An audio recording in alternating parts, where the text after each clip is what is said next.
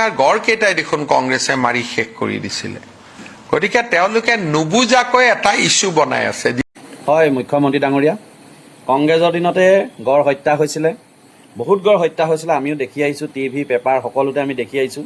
কিন্তু এটা কথা, কংগ্ৰেছৰ দিনত আপুনিও এজন প্ৰভাৱশালী মন্ত্ৰী আছিলে, কাৰণ যদি কংগ্ৰেছে গড় হত্যা কৰিছিলে দুখটো আপোনাৰ গাতো পৰিব, কাৰণ আপুনি সেই টাইমত কংগ্ৰেছী আছিলে।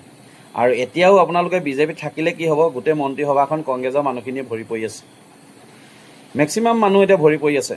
গতিকে মুখ্যমন্ত্ৰী ডাঙৰীয়া, আপোনাক মই কথা এটা কওঁ যে যিটো আপোনালোকে গড় হত্যা কথা কৈ আছে, সেই গড় হত্যাৰ দুখটো অকল বেলেগৰ গাত ঠেলিলে নহ'ব, আপোনাৰ গাতো পৰিব, আৰু সেইটো জনসাধাৰণে চাই আছে। গতিকে কথাবিলাক চিন্তা চৰ্চা কৰি ক'ব। আপোনালোকৰ মন্ত্ৰী কেইবাজনেও কৈ আছে কংগ্ৰেছৰ দিনত গড় হত্যা হৈছিলে, কংগ্ৰেছৰ দিনত গড় হত্যা হয়, কংগ্ৰেছৰ দিনত আছিল কোন? আপোনালোকেই আছিলে, আৰু আপোনালোকেই তেতিয়াহ'লে হত্যা কৰিছিলে, তেতিয়াতো বেলেগ মানুহ নাছিলে। আৰু আপুনি নিজে স্বীকাৰ কৰি আছে যে কংগ্ৰেছৰ দিনত গড় হত্যা হৈছিলে, আৰু কংগ্ৰেছৰ দিনত আপোনালোকেই প্ৰভাৱশালী মন্ত্ৰী আছিলে।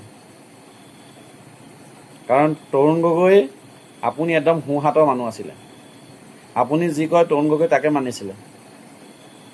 আৰু সেই টাইমত গড় হত্যা যে হৈছিলে, ক'ৰ পৰা হৈছিলে? আপোনালোকে যেতিয়া বিজেপি চৰকাৰত আহি পানি চৰকাৰ গঠন কৰিলে, তাৰ পিছৰ পৰাই গড় হত্যা নহ'ল, তাতো কিবা এটা ৰহস্য থাকিব লাগিব। কংগ্ৰেছৰ দিনত যে গড় হত্যা হ'ল, একেখিনি মানুহে ইয়াত আহিলে, দুই এজন তাত থাকিলে, কিন্তু এইবিলাক ভাবি চিন্তি কথাখিনি ক'ব। গড় হত্যা কংগ্ৰেছৰ দিনত হৈছিলে, আমি দেখি আহিছোঁ, শুনিও আহিছোঁ, আৰু সেইকাৰণে কংগ্ৰেছ চৰকাৰখন আমি সলাইছিলোঁ। আপোনালোকেও এতিয়া গড় হত্যা নহয়, গোটেই কাজিৰঙাখন ধ্বংস কৰিবলৈ নাযাব। কাজিৰঙা জীৱ জন্তুবিলাকক শান্তিৰে থাকিবলৈ দিয়ক। ধন্যবাদ। জয় আই অসম।